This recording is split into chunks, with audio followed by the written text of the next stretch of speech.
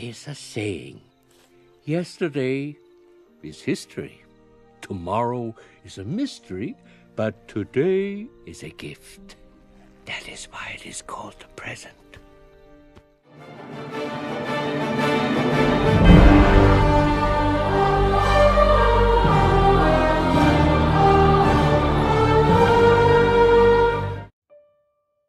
Le présent simple sert à décrire une action ou un fait qui se produit régulièrement ou qui est vrai tout le temps, comme les vérités générales.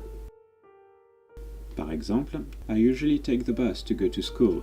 Là, on voit bien que c'est une habitude, donc la personne prend le bus régulièrement. Water boils at 100 degrees. Là, il s'agit d'une vérité générale, car l'eau bout à 100 degrés, c'est valable tout le temps. Et notez le S à la fin de boil. The self-destruct system has been activated. Attention, il ne faut pas confondre ce temps avec le présent en I plus ing, car cela exprime qu'une action est en train de se produire au moment où l'on parle. Comment donc construire le présent simple? Eh bien, justement, c'est très simple. Il suffit de prendre la base verbale.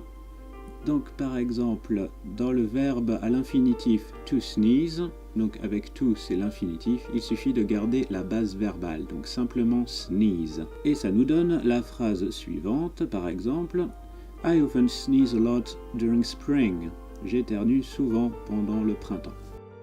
Mais le présent simple a une particularité. En effet, le verbe prendra toujours un S à la troisième personne du singulier.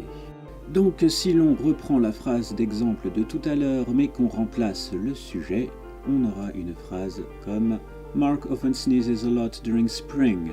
He often sneezes a lot during spring. Notez que le S non seulement s'écrit mais il s'entend aussi, il faut le prononcer.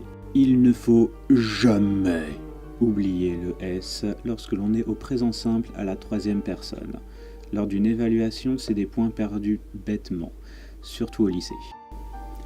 Maintenant, nous allons voir la construction des phrases interrogatives et nous allons différencier la question directe de la question indirecte.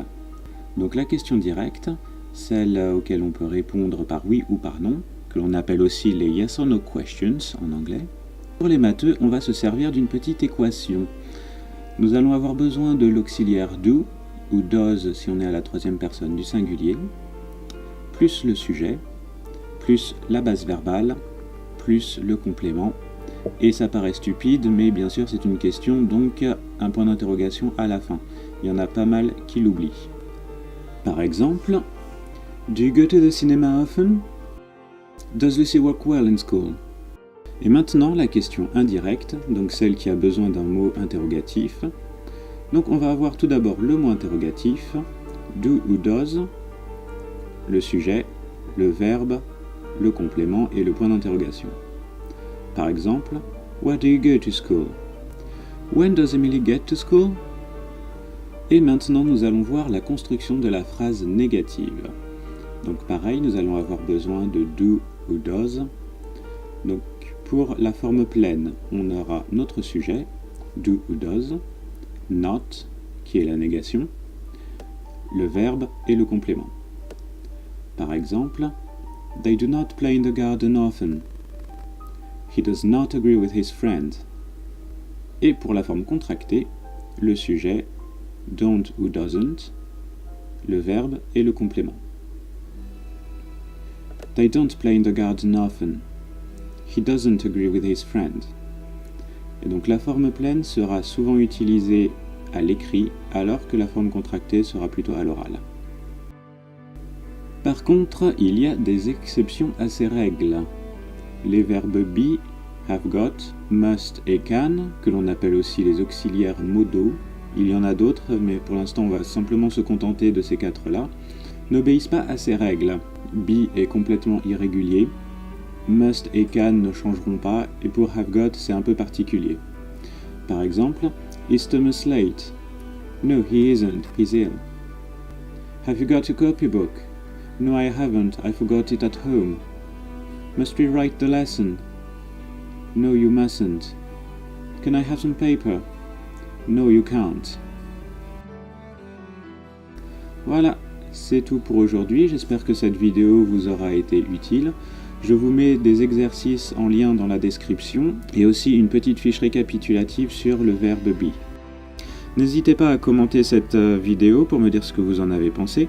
Ou si vous avez des idées et des suggestions pour l'améliorer, n'hésitez pas. Je sais qu'il y en a qui n'aiment pas le fond noir, mais ils ne m'ont rien proposé en échange, donc tant que je n'ai pas d'autres idées, je garde mon fond noir parce que je l'aime bien. Donc voilà, travaillez bien et je vous retrouve plus tard.